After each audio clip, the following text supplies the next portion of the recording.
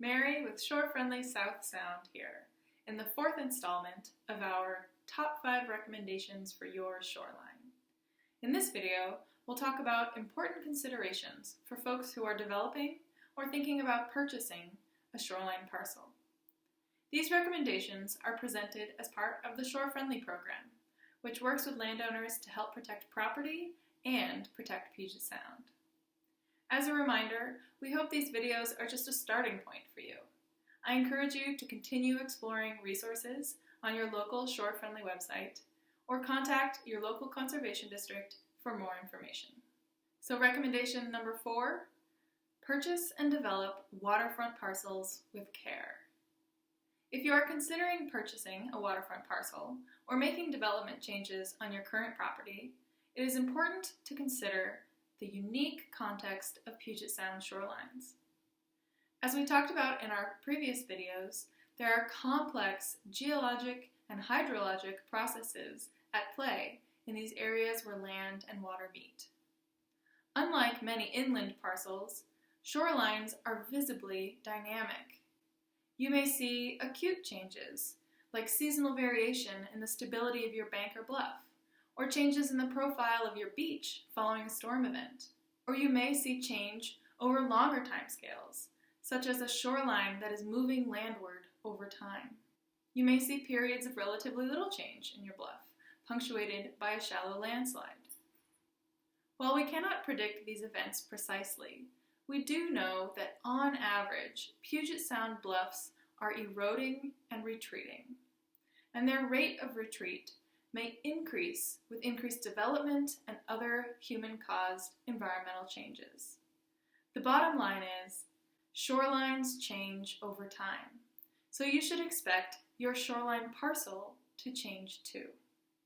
Taking the time to do research on your parcel's history, current conditions, and potential future conditions will contribute to peace of mind when making purchasing or development decisions.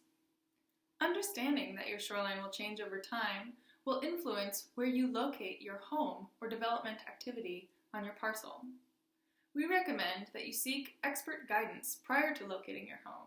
Specifically, consult with a coastal geologist with experience working on Puget Sound shorelines to help understand areas of your property that may be more or less suited to development.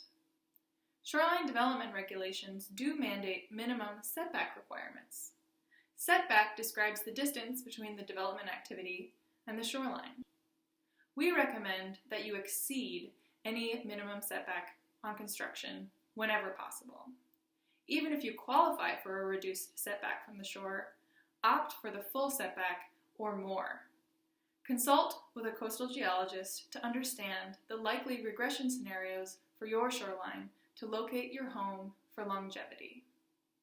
Or if you are considering purchasing a property with an existing home, you can consult with a coastal geologist to understand whether it is sufficiently set back or if you should expect to have to relocate the home in the future.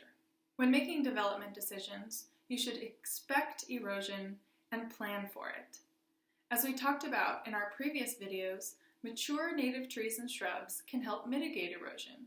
We recommend exceeding any minimum requirements for vegetation buffers and proactively expanding plantings to provide lines of defense between your home and the bluff or bank edge.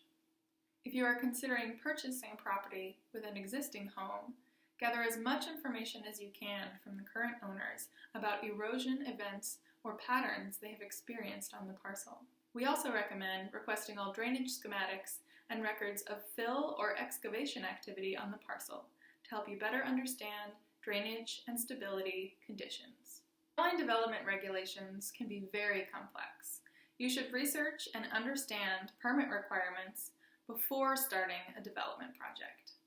Many county and city planning offices offer pre-application services such as online or in-person opportunities to discuss proposed projects with permit review staff during the project planning stage. This allows property owners to identify challenges early on and adapt concepts before spending significant amounts of money on consulting and designs that will need to be changed to reach compliance. For shoreline projects, we recommend contacting your county planning office early in the process. If you are considering purchasing an undeveloped property, research existing shoreline regulations to understand what may or may not be possible for development on that parcel.